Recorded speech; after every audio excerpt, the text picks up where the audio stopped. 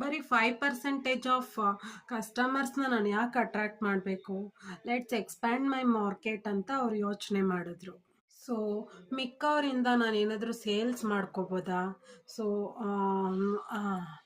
Customers, luxury customers ಮತ್ತು low wages customer ಅವರೆಲ್ಲರ ಕಡೆಯಿಂದ ನನ್ನ ಮಾರ್ಕೆಟ್ ಏನಾದರೂ ಇಂಪ್ರೂವ್ ಮಾಡ್ಕೋಬೋದಾ ಅಂತ ಅವ್ರು ಯೋಚನೆ ಮಾಡಿದ್ರು.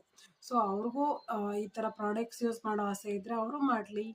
ಬಂದ ಐಡಿಯಾನೇ ದೊಡ್ಡ ದೊಡ್ಡ ಪ್ಯಾಕೆಟ್ ಅಥವಾ ಬಾಕ್ಸಲ್ಲಿ ಬರೋವಂಥ ಪ್ರಾಡಕ್ಟ್ಸ್ನ ಸ್ಮಾಲರ್ ಮಾಡಿಬಿಟ್ಟು ಚಿಕ್ಕ ಸೈಜಲ್ಲಿ ಅದನ್ನು ಮಾರ್ಕೆಟ್ಗೆ ಬಿಟ್ಟು, so low level of low income ಬರೋರ್ಗೂ ಅದು ರೀಚ್ ಆಗಲಿ ಅಂತ. ಸೊ ಆ ಥರ ಒಂದು ಐಡಿಯಾ ಮಾಡಿದ್ರು. ಸೊ ಅಟ್ರಾಕ್ಷನ್ ಮತ್ತು ಇಂಟ್ರೆಸ್ಟಿಂದ ಬಹಳ ಜನ ಇದನ್ನು ಪರ್ಚೇಸ್ ಮಾಡೋಕ್ಕೆ ಮುಂದುವರೆದ್ರು. ಸೊ ಇಷ್ಟಪಟ್ಟರು. ಸೊ ಈ ಐಡಿಯಾ ಬಂದು ತುಂಬ ಕ್ಲಿಕ್ ಆಯಿತು. ಇದರಿಂದ ಅವ್ರ ಮಾರ್ಕೆಟು ಎಕ್ಸ್ಪ್ಯಾಂಡ್ ಆಯಿತು, ಪ್ರಾಫಿಟ್ ಆಯಿತು, ತುಂಬ ಹಣ ಮಾಡಿದ್ರು. ಇದನ್ನ ಗಮನಿಸಿದಂಥ ಅವ್ರ ಮುಂದಿನ ಪೀಳಿಗೆ ಅಂದರೆ ಅವ್ರ ಮಕ್ಕಳು ಈ ಪರಂಪರೆನ ಮುಂದುವರ್ಸ್ಕೊತ ಹೋದ್ರು.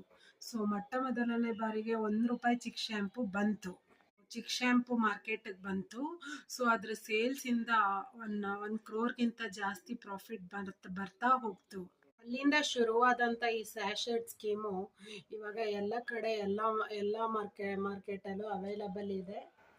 ಹಾಗೂ ಬಡವರ್ಗ, ಮಿಡಲ್ ಕ್ಲಾಸ್ ಮತ್ತು ಲೋ ಇನ್ಕಮ್ ಲೆವೆಲ್ ಪೀಪಲ್ಗೂ, ಲಕ್ಸುರಿಯಸ್ ಪೀಪಲ್ ಉಪಯೋಗಿಸುವಂಥ ಪ್ರಾಡಕ್ಟ್ಸ್ ಸ್ಮಾಲರ್ ಸೈಜಲ್ಲಿ ಬಿಟ್ಟು ಅವರು ಒಂದು ಲಕ್ಸುರಿಯಸ್ನ ಸ್ಮಾಲ್ ಅಮೌಂಟ್ ಪೇ ಮಾಡಿ ಸೊ ಅದು ಹ್ಯಾಪಿನೆಸ್ನ ಫೀಲ್ ಆಗೋ ಥರ ಮಾಡಿದ್ರು.